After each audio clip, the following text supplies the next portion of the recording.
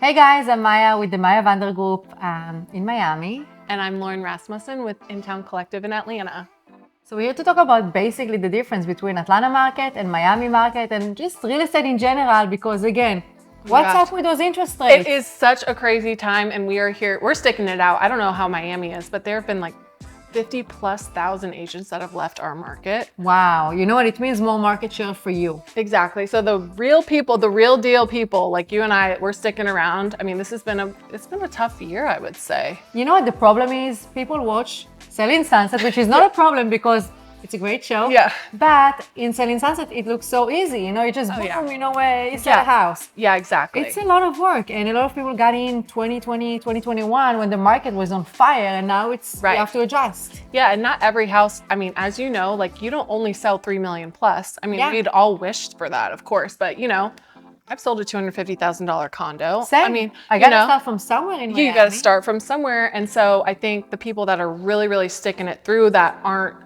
you know, only doing these multi-million-dollar homes that are really in it for like the long-term clients, I think is also super important that, you know, it's not all about luxury as much as Selling Sunset. And we love showing gorgeous homes like this one. And I mean, who doesn't love luxury, but really sticking around for, you know, the families. We do, people assume I only do luxuries. Right. Of course, like to your point, I want to sell like only like a certain amount, but at the same time, the clients who buy in today $500,000 condo, you know, 3 years from now, they're gonna sell and buy something higher. So this is how you actually build your database. And I think it's very important to know that this is how you build your book of business. Yeah. I needed to start from somewhere in Miami because I didn't know anyone. And that was before Selling Sunset was out. And even with Selling Sunset being out, it doesn't matter. I still have to do cold calling. Like you gotta hustle for business. It's a lot of work. And then like you said earlier with the interest rates, you know, in 2020, 2021, when I mean, it was like free money basically. Basically, yeah. And you know, rents are super high in Atlanta.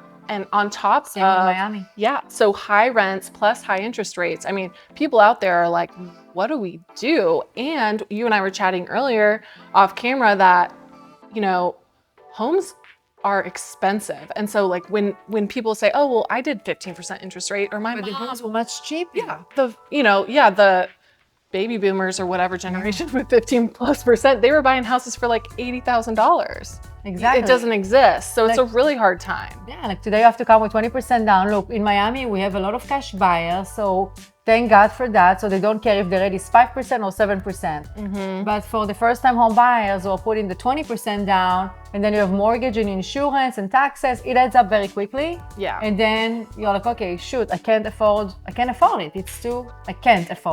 It's too much. But you know, the market in Miami, yes, it slowed down a little bit, but you see the uber luxury real estate, they sell for, again, all cash buyers. You may see multiple offer in a situation that the house is priced very well and it's nice and done and ready to move. Super similar here. Yeah, so we're seeing the luxury market move. You know, not as quickly as it used to, but there are still some cash buyers. But to your point, it's interesting to see some of these homes are going multiple offers in 3 days, like one weekend. But then there's also a lot of listings that aren't moving. So I think it's the first time I've seen in a long time where I'm like, there's really so many different parts of the market right now. Yeah, I see it too. I see it too in different pockets in Miami.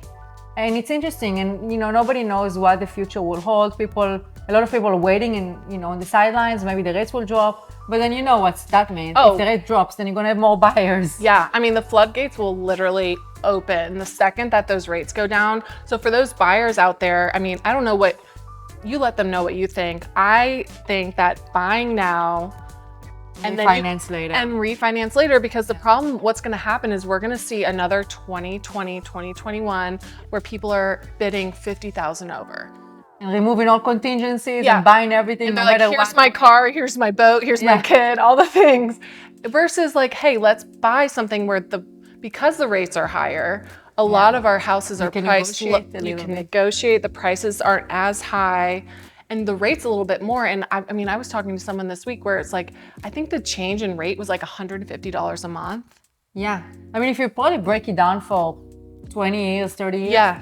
And there are, you know, other creative ways to do the financing, which I'm not going to get into. But it's interesting to see the market in Miami and Atlanta. We kind of like share similarity. Right. Where are the most buyers buying? Like, you've seen a lot of relocation, because for Miami, we have a lot of Northeast people. California obviously is relocating. Yeah, I mean, it was interesting.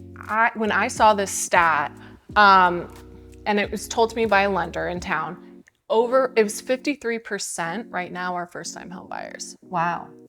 in Atlanta. And so for 53%, when you think about, I mean, those are people that this is going to be their new normal of 7% interest rates. And, you know, so it's interesting to look at like the first-time home buyer, which it stinks because they don't have like that 25% in cash necessarily. Yeah, I mean, think about it, for $1 million, that's a chunk. Yeah. So anyway, it will be interesting to see what happens. But you know what? At the end of the day, we do real estate. We've been through cycles. We've been through ups and downs, and that's just the market, right? Yeah. But in my opinion, in every market, there is an opportunity. Yes. So I think that's the way to go, and that should be the attitude. Yeah, and it's, you know, real estate's an investment and it's not going anywhere, right? They're not making any more land. They might be going vertical in Miami, but yeah, it is. Trust me, it is. I'm curious to see what 2026 in Miami will look like. Yeah, exactly. Well, so nice chatting with you. Anytime, you know, I'm in Miami, I'm gonna come see you and see, you know, we'll do maybe an Atlanta, Miami market maybe next year, see what happens, get us through the spring market next year, and hopefully things and pick maybe up. The Atlanta Hawks will make it to the final next year. Yes! Because go Heat, go. I love it.